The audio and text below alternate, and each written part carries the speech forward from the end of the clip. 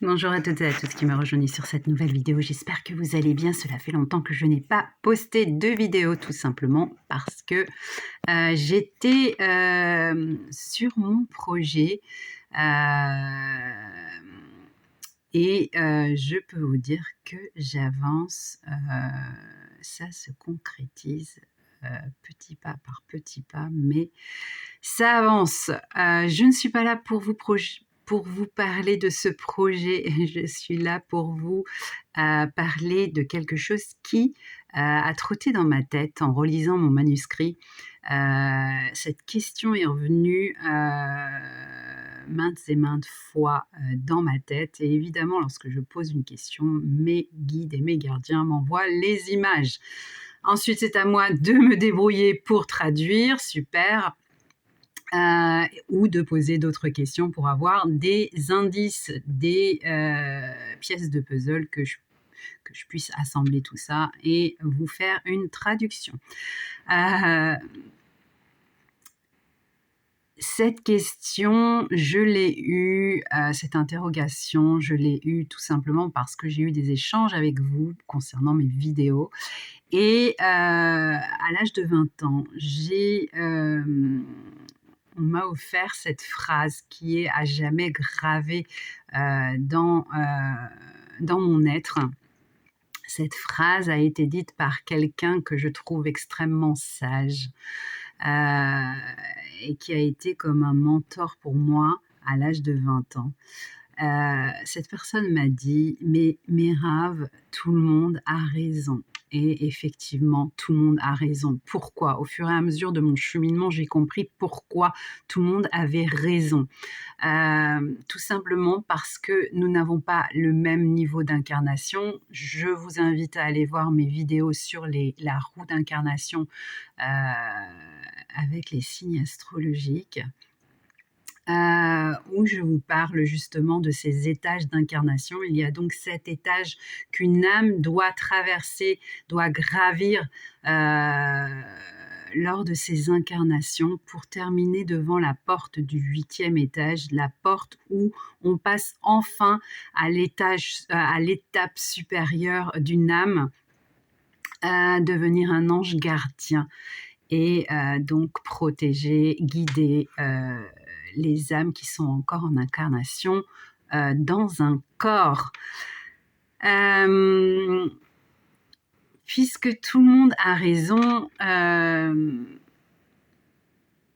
je me suis dit: ok, tout le monde chemine au fur et à mesure avec ses bagages, ses croyances limitantes, son amour, parce qu'il y a aussi, on remplit un sac d'amour au fur et à mesure des cheminements dans les étages. Plus vous vous remplissez d'amour et plus vous montez à l'étage supérieur, enfin, vous avez le droit de monter à l'étage supérieur. Bref, je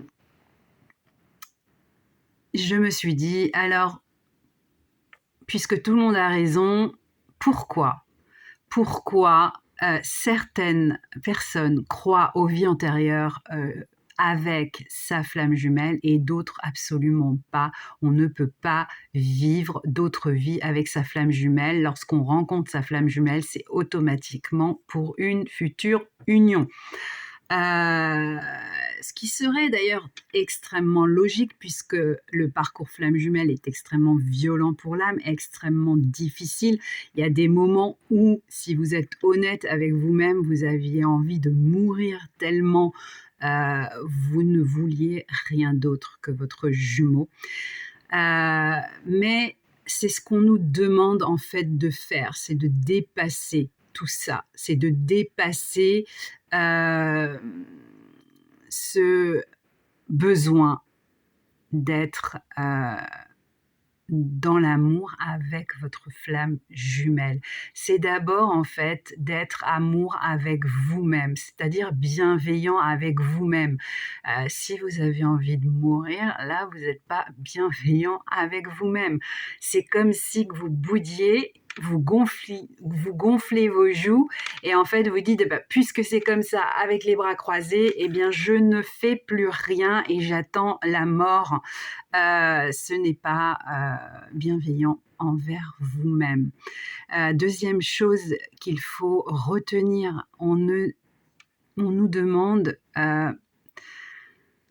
en fait, lorsque vous rencontrez votre flamme jumelle, c'est tellement plein d'amour que vous avez à l'intérieur de vous pour cette personne que vous en oubliez le créateur.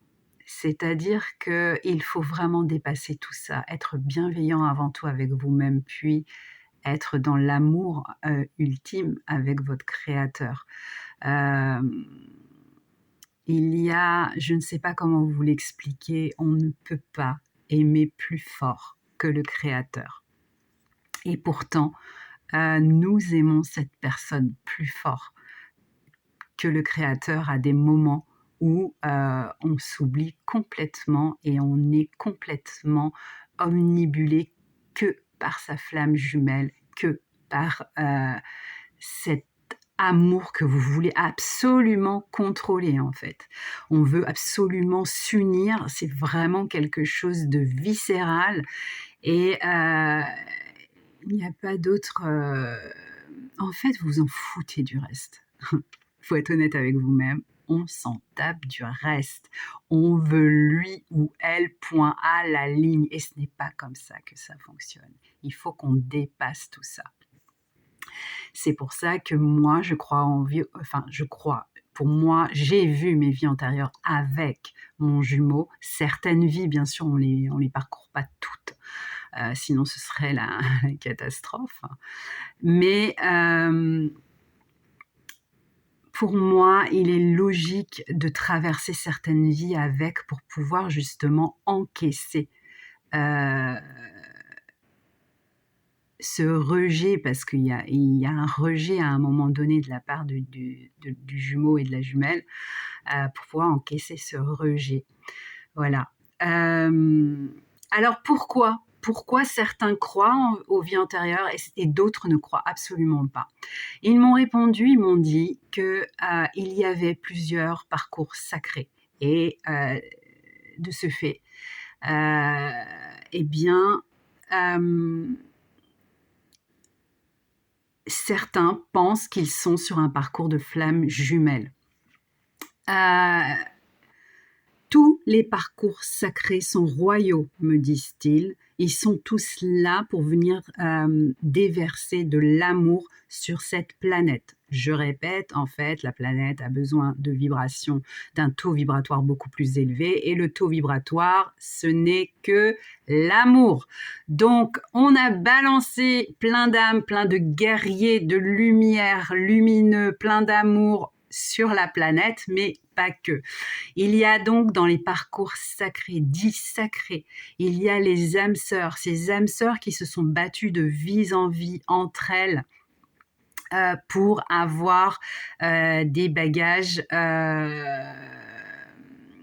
pour apprendre en fait l'amour, mais différemment. C'est-à-dire que pour avancer plus vite, on se donne beaucoup, on se met beaucoup de barrières dans notre incarnation. Et on doit donc dépasser toutes ces barrières en étant amour avec soi-même. Voilà, en étant bienveillant avec soi-même. Ces âmes sœurs qui ont parcouru beaucoup de vies, entre guillemets, toxiques ensemble, sont là pour se challenger et devenir amour l'un pour l'autre, sans être toxique. Ça, c'est le challenge des âmes sœurs en parcours sacré. Ensuite, ils m'ont dit, bien évidemment, il y a les flammes jumelles, mais ça, c'est depuis la nuit des temps. Même si certains n'y croient pas et octroient ça à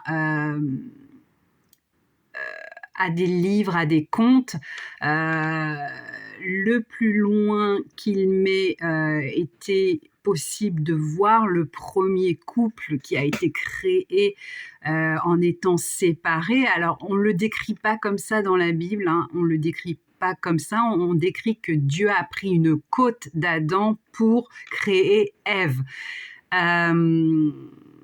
c'est aussi finalement une autre image de la flamme jumelle, c'est-à-dire qu'il a pris un morceau d'Adam pour créer Ève. Il y en a qui disent les flammes jumelles ont été séparées, coupées en deux. Chacun le voit comme il l'entend. Cela dit, moi, le plus loin, dans les écrits, le plus loin, c'est Adam et Ève. Je me suis perdue dans mon cheminement. Du coup, ces personnes-là, ceux qui n'y croient pas, ceux qui croient pas en fait aux vies antérieures avec son jumeau ou sa jumelle, je leur ai demandé mais qui sont ces personnes? Pourquoi, si tout le monde a raison, pourquoi ces personnes disent ne pas avoir eu de vie antérieure avec leur flamme jumelle? Ils m'ont dit tout simplement parce qu'ils viennent d'ailleurs. Ok, j'ai dit pas de problème les gars. Ils viennent d'ailleurs, ils viennent d'où? Et ils me disent la planète de l'amour. La planète de l'amour, c'est Vénus, c'est celle que je retiens, que tout le monde connaît. La planète de l'amour, c'est Vénus en astrologie. Donc on va dire, ils viennent de Vénus. Ok. Est-ce qu'il y a une représentation de ces... Est-ce qu'on peut identifier ces personnes? Est-ce que ces personnes ont une marque, quelque chose? Ils me disent oui. Ces personnes naissent sur Vénus dans une bulle qui sort directement de la source. La source est le ventre. Elle envoie une bulle. À l'intérieur, il y a deux âmes, deux bulles, deux petites bulles qui attendent sagement leur incarnation sur Vénus. Elles sortent directement de la source et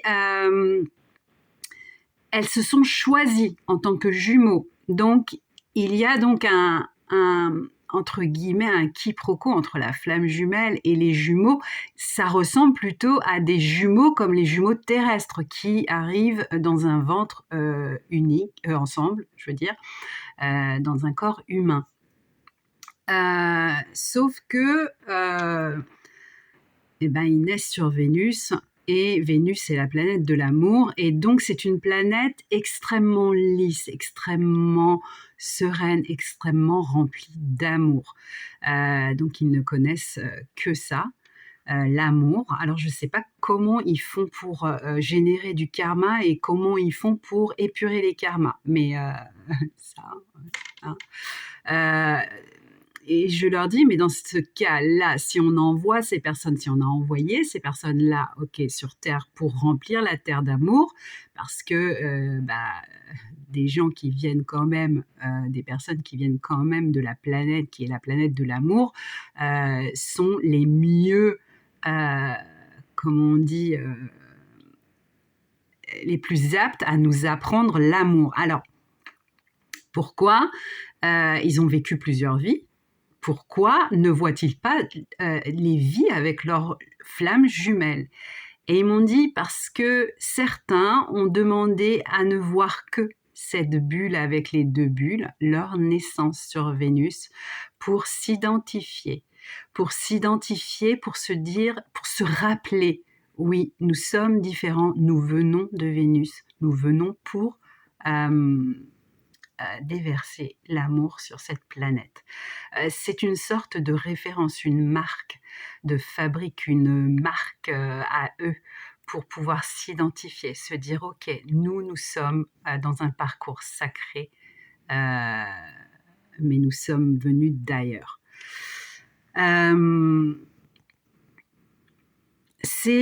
Je n'ai jamais entendu parler, je n'ai jamais entendu lu décrit, entendu parler de cette grande bulle qui est le ventre et de ces deux petits jumeaux qui se sont choisis pour une incarnation. Peut-être que vous avez vu en rêve ou vous avez vu en vision vous-même dans une bulle avec une autre bulle. Peut-être que vous en avez aussi entendu parler. Je suis très comme on dit, curieuse de, d'avoir vos commentaires, savoir si, effectivement, heu, il y a des personnes qui sont là, venues d'une autre planète. C'est tout foufou ce que je vous raconte. Ce qui n'est pas, ce qui ne résonne pas à l'intérieur de vous dans ce que je vous raconte, vous le mettez de côté. C'est ce que j'ai toujours fait dans mes lectures, dans les vidéos que je regarde. Lorsque c'est un peu trop pour moi, je mets de côté et je réfléchis, je questionne mes guides, je demande, heu des explications.